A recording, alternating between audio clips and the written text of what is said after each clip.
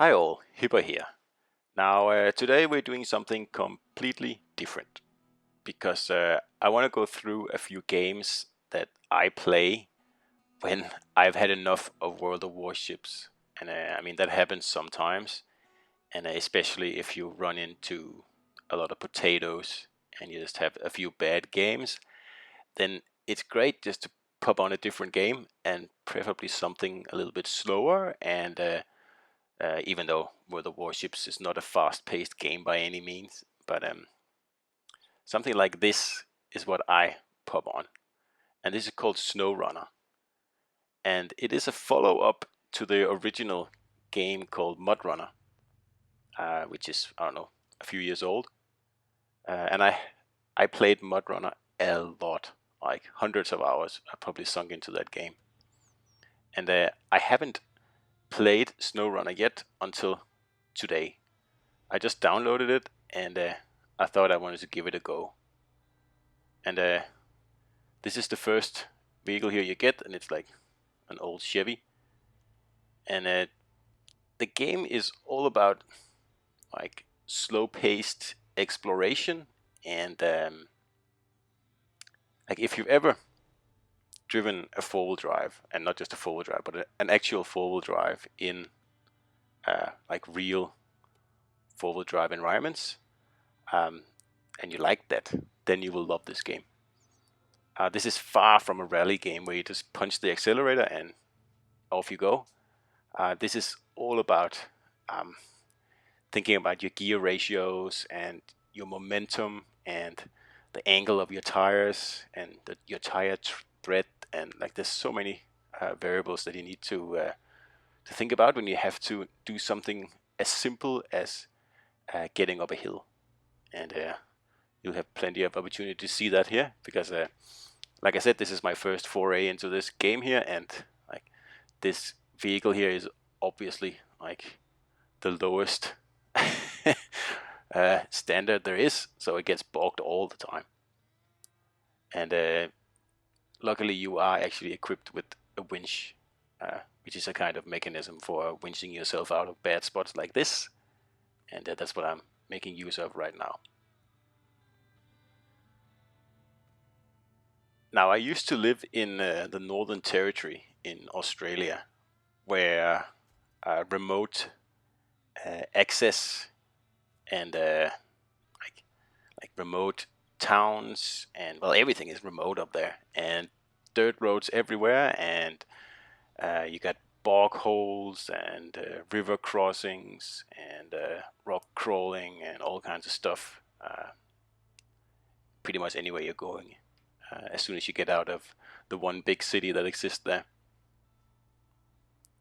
So I find this game very, very close to reality. Um, Certainly a lot more than other off-road games. It still takes a few liberties, but all in all, this is probably the close you're gonna get to taking like a Land Cruiser through a bog without having to clean it after, which is terrible. Now, of course, in this game, you don't have to actually walk the river crossings before you drive into them because, well, there's no way of doing that actually. And that's one area where it's actually more difficult in the Northern Territory because you cannot walk the river crossings because they are full of crocodiles, much bigger than the car you're trying to get through the river. So up there, it's just a matter of saying a prayer and taking your car through the river. So as you can see, this game is super slow paced, and it may look boring to some people. Um, I fully understand that because there's not a lot of action, but there really is a lot of action because it's all about like picking the best route and like seeing the mud holes before you actually run into them, and like making sure you don't run out of gas and you don't flip your car over and you don't get stuck. And of course, this game has a multitude of vehicles, and like I said, this is just a beginner vehicle, but you can get some really big trucks and 16 wheelers and pretty much anything that's big and runs on diesel. And I don't think so far this game seems a little bit less involved than the first mod runner. It could be because I'm just using this beginner vehicle here. And for example, I don't have diff locks or anything like that. At least not something I can control. And in this situation here, I would love to have a diff lock. But I guess I might have to upgrade the car or do something to it. I'm not really sure yet. I've only played this game for like 15 minutes before this. So it could be that it's actually more involved. I just don't know that yet. So now here I'm just winching myself out again. And it's pretty obvious that I need some new tires on this car here, because these ones are slippery as, and this car is just all over the place. And I am driving in using the automatic gearbox right now because I'm lazy. But if you put it in low range, it's like a little bit more controllable, but it's still like it's still not ideal. So this is a watchtower here. It reveals a part of the map, and that's pretty much what I'm doing here. I'm just traversing this old goat path here to one, unlock the watchtower here, and two, I know there's an upgrade for my car up at the end of this road here, and that's pretty much the main thing. I'm taking this way here because actually the game wants me to go somewhere else, but who cares about that?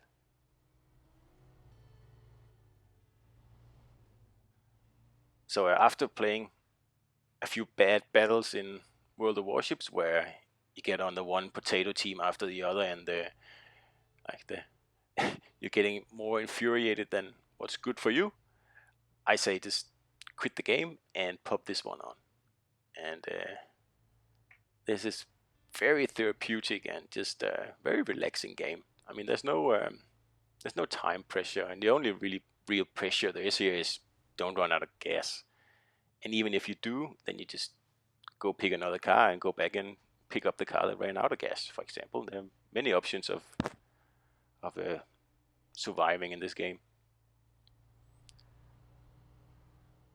Now the graphics are also very, very pretty. They're a little bit better than the original mod runner, and especially the lighting is a lot better, I think. And at night, this game is very, very pretty, but obviously also in daytime. So here I just realized, oh, I actually have to go up this goat path here instead of actually continuing straight. I'm pretty lucky I don't get bogged here. I don't know why I got away with that. It seemed very muddy there. So here now I'm using the low range gearbox because it's really slippery here. So slow and steady is always better in this game, always. And also another thing in this game, it's very rare that you actually have the accelerator on your controller all the way, like pressed all the way in, because that just gives you wheel spin, and you don't want wheel spin in this game. Like, this is all about traction, torque, momentum, and obviously controlling your vehicle. And with some of the bigger trucks, that can be very difficult, but of course also a lot of fun. Now, something that stops you in your tracks in this game is not a dragon or like a Bismarck or anything like that. It's something as like unassuming as a rock or a log, or in this case here, an opening in this like path here that's just a little bit too small for my car to fit through it. And you'll have to come up with some way of overcoming this obstacle, or simply just find another way. So in the first case here, I'm trying to winch myself out of this here, and I can't really find any winch points here, so I'm just having a look around, see if there's anything else. And I would like to just pop it somewhere in front of the car and then just pull myself through, and job's a good one. But unfortunately there's nothing there. So just having a good look around. And it seems there's one in the tree there. but that must be a bug in the game or something, because actually it seems to have locked to a tree behind me, which is a bit of a surprise, and obviously not exactly what I was expecting.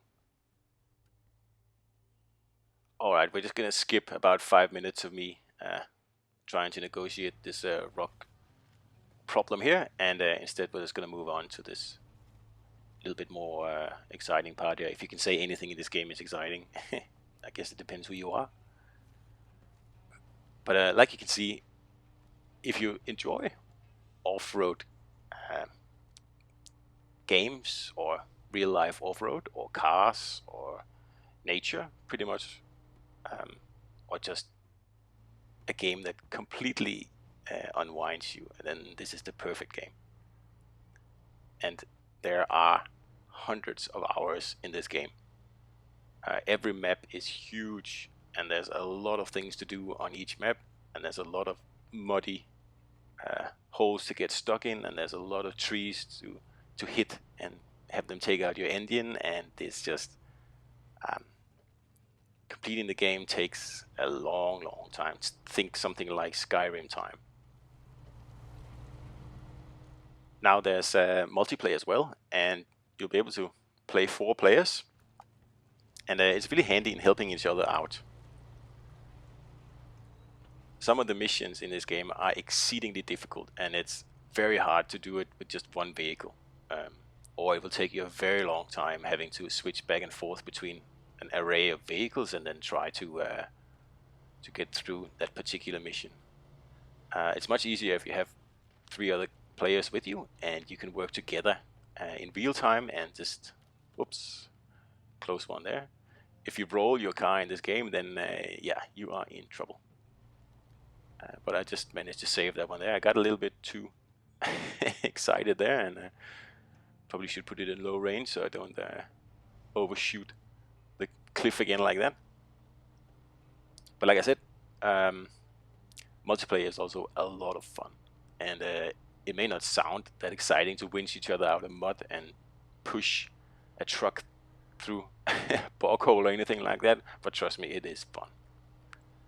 So this is one of the games that I relax with when I've had enough of warships, and it happens quite a lot lately actually, that it's just too many potatoes, and yeah, it's getting a little stale, warships, to be honest.